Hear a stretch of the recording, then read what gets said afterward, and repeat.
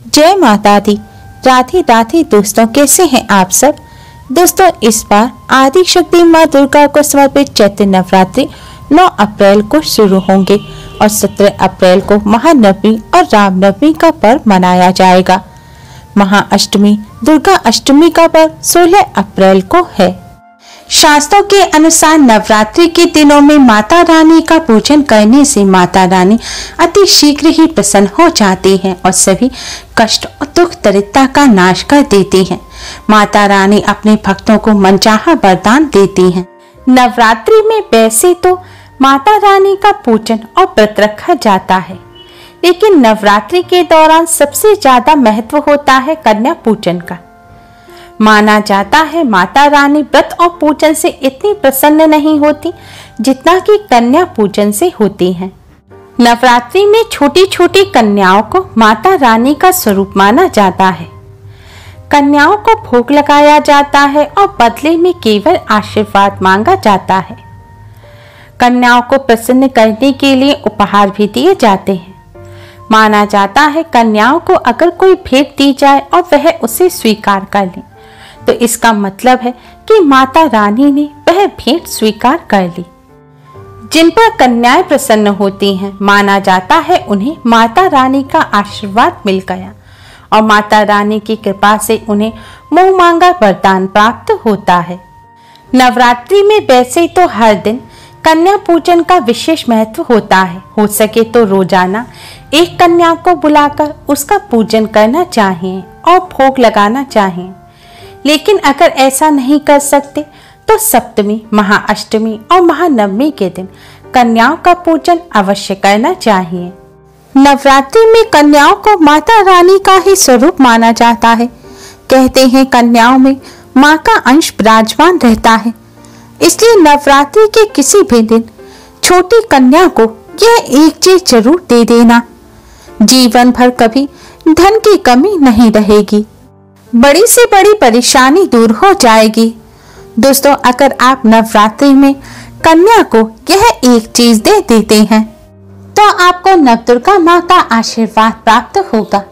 नवदुर्गा माँ की कृपा से जीवन में चली आ रही बड़ी से बड़ी परेशानी खत्म हो जाएगी, घर में सुख समृद्धि आएगी और जीवन खुशहाल हो जाएगा। दोस्तों, वीडियो में आगे बढ़ने से पहले वीडियो को लाइक कर अपने फ्रेंड्स के साथ शेयर जरूर करें। यूजफुल वीडियोस के लिए चैनल को सब्सक्राइब कर बेल आइकन को जरूर दबाएं और कमेंट बॉक्स में जय माता दी जरूर लिखें। दोस्तों, माता रानी की कृपा प्राप्त करने के लिए नवरात्रि के किसी भी दिन स्नान करके स्वच्छ वस्त्र धारण करें। अब आप एक पानी वाला जटा वाला नारियल लें। इसे पानी से अच्छी तरह से धोकर साफ कर लें और एक प्लेट में रख लें। अब माता रानी के सामने एक शुद्ध घी का दिया जलाएं और एक सुगंधित धूप बत्ती जलाएं। अगर आपने अखंड जोत जला रखी है तो अलग से दिया जलाने की आपको जरूरत नहीं है। दिया जलाने के पश्चात अब आप माता रानी को किसी फल मिष्ठान का भोग लगाएं। भोग लगाने के पश्चात आप माता रानी को कुमकुम से तिलक करें। तिलक करने के बाद अब आप उसी कुमकुम से इस जटा वाले नारियल पर एक स्वास्तिक का चिन्ह बनाएं। स्वास्तिक का चिन्ह बनाने के बाद अब आप इस नारियल को माता रानी के चरणों में अर्पित कर दें। नारियल चरणों में अर्पित करने के पश्चात आप भगवान श्री गणेश और नवदुर्गा माँ को प्रणाम करें और आपकी जो भी समस्या है वह माता रानी के समक्ष रखें और समस्या को दूर करने की प्रार्थना करें। जो भी मनोकामना है वह माता रानी के सामने कहें। फिर आप माता रानी के इस मंत्र का एक बार जाप करें। मंत्र इस प्रकार है। सर्व मंगल मांगल्य शिवे सर्वार्थ साधिके शरण्ये त्र्यंबके गौरी नारायणी नमोस्तुते। मंत्र इस प्रकार है। सर्व मंगल मांगल्य शिवे सर्वार्थ साधिके शरण्ये त्र्यंबके गौरी नारायणी नमोस्तुते। इस मंत्र का अर्थ है, नारायणी तुम सब प्रकार का मंगल प्रदान करने वाली मंगलमयी हो, कल्याणदायिनी शिवा हो, सब पुरुषार्थों को सिद्ध करने वाली हो, शरणागत वत्सला तीन नेत्रों वाली एवं गौरी हो। हे माँ दुर्गा, आपके श्री चरणों में नमस्कार है।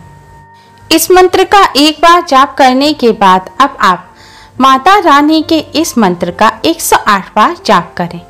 मंत्र इस प्रकार है, ओम ऐं ह्रीं क्लीं चामुंडाय विच्चे। ओम ऐं ह्रीं क्लीं चामुंडाय विच्चे।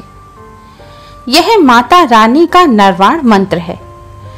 इस मंत्र के जाप से महासरस्वती, महाकाली तथा महालक्ष्मी माता की कृपा और आशीर्वाद प्राप्त होता है। नवरात्रि में माता रानी के सभी भक्तों को इस मंत्र का जाप अवश्य ही करना चाहिए। इस मंत्र का जाप करने से माता रानी की कृपा से सभी कष्टों से छुटकारा मिलता है। मंत्र का जाप करने के पश्चात अब आप नारियल को अपने हाथों में उठाएं, नारियल को अपने मस्तक से लगाएं और माता रानी से हाथ जोड़कर अपने सभी कष्टों को दूर करने की प्रार्थना करें। फिर माता रानी से प्रार्थना करें कि माता रानी, कन्या को आपका रूप मानकर हम ये कन्या को नारियल अर्पित कर रहे हैं। आप कन्या रूप में हमारे द्वारा अर्पित किए हुए इस श्रीफल को स्वीकार करें। दोस्तों, अब यह श्रीफल ले जाकर आप किसी कन्या को अर्पित करें, लेकिन आपको इस बात का ध्यान रखना है कि यह नारियल आपको 10 वर्ष तक की कन्या को ही अर्पित करना है, क्योंकि 10 वर्ष तक की कन्या को ही माता रानी का स्वरूप माना जाता है। कन्या को श्रीफल देने के पश्चात आप कन्या के पैर छूकर उनसे आशीर्वाद अवश्य ही लें। दोस्तों, माना जाता है नवरात्रि में कन्या को श्रीफल देने से आपको आपके अच्छे कर्मों का फल कई गुना होकर वापस मिलता है। श्रीफल जो माँ लक्ष्मी को अति प्रिय है, इसे कन्या को देने से घर में सुख समृद्धि आती है। नव दुर्गा माँ की कृपा से बड़ी परेशानी दूर हो जाती है और मनचाहा वरदान प्राप्त होता है। नवरात्रि में कन्या को श्रीफल देना सबसे ज्यादा शुभ माना जाता है।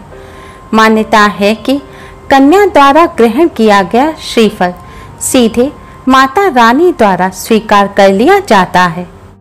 इससे घर में संपन्नता बढ़ती है। माँ लक्ष्मी की कृपा से घर में धन धान्य के भंडार भर जाते हैं। हो सके तो श्रीफल के साथ आप कन्या को कुछ रुपए भी अवश्य दें। नवरात्रि में कन्याओं को रुपए देना बहुत ही शुभ माना जाता है। ऐसा करने से माँ लक्ष्मी की कृपा प्राप्त होती है। इसलिए अपनी श्रद्धा के अनुसार श्रीफल के साथ 11, 21, 51, 101 रुपए अवश्य ही आप कन्या को दें। ऐसा करने से माँ लक्ष्मी आप पर प्रसन्न होंगी और आपके भंडार भर देंगी। दोस्तों, नवरात्रि में आप यह भेंट कन्या को किसी भी दिन दे सकते हैं, लेकिन आपको भेंट देने से पहले स्नान करके पूजन अवश्य ही करना है। माता रानी का पूजन करने के पश्चात ही आप कन्या को यह भेंट दें। और ध्यान रखें, पीरियड के दौरान महिलाएं कन्या को भेंट ना दें, क्योंकि यह भेंट आप कन्या को माता रानी का स्वरूप मानकर दे रहे हैं। इसलिए पीरियड के दौरान महिलाएं यह कार्य ना करें। नवरात्रि में व्रत और पूजन से भी ज्यादा महत्व कन्या पूजन रखता है। इसलिए नवरात्रि के दौरान भूलकर भी किसी भी कन्या का अपमान ना करें। नवरात्रि के दौरान आपके घर कोई भी कन्या आए या फिर कोई भी जरूरतमंद व्यक्ति आए तो उसे खाली हाथ ना लौटाएं। नवरात्रि में माता रानी के भक्तों को काले रंग के कपड़े नहीं पहनने चाहिए, क्योंकि नवरात्रि शुभ समय होता है और काले रंग के कपड़े अशुभ माने जाते हैं। नवरात्रि के दौरान प्याज, लहसुन, मीट, अंडे का सेवन नहीं करना चाहिए। इस दौरान सात्विक भोजन करना चाहिए। नवरात्रि में पति पत्नी को संयम बनाकर रहना चाहिए। इस दौरान ब्रह्मचर्य का पालन करना बहुत जरूरी है। जो लोग नवरात्रि के दौरान अखंड ज्योत जलाते हैं या घट की स्थापना करते हैं, उन्हें घर खाली छोड़कर नहीं जाना चाहिए।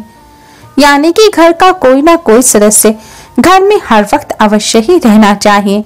घर पर ताला भूलकर भी ना लगाएं। नवरात्रि में दाढ़ी, मूछ या बाल नहीं काटने चाहिए। नाखून भी नहीं काटने चाहिए। दाढ़ी, मूछ, बाल काटना अशुभ माना जाता है और नवरात्रि के दौरान कोई भी अशुभ कार्य नहीं करना चाहिए। नवरात्रि में माता रानी अपने भक्तों के घर में वास करती हैं, इसलिए नवरात्रि के दौरान अधिक से अधिक मां का पूजन करें। उम्मीद है आपको हमारी ये वीडियो पसंद आई होगी। प्लीज लाइक करें, हमारी इस वीडियो को अपने फ्रेंड्स और रिश्तेदारों में ज़्यादा से ज़्यादा शेयर करें, जिससे वह भी इसका लाभ उठा सकें।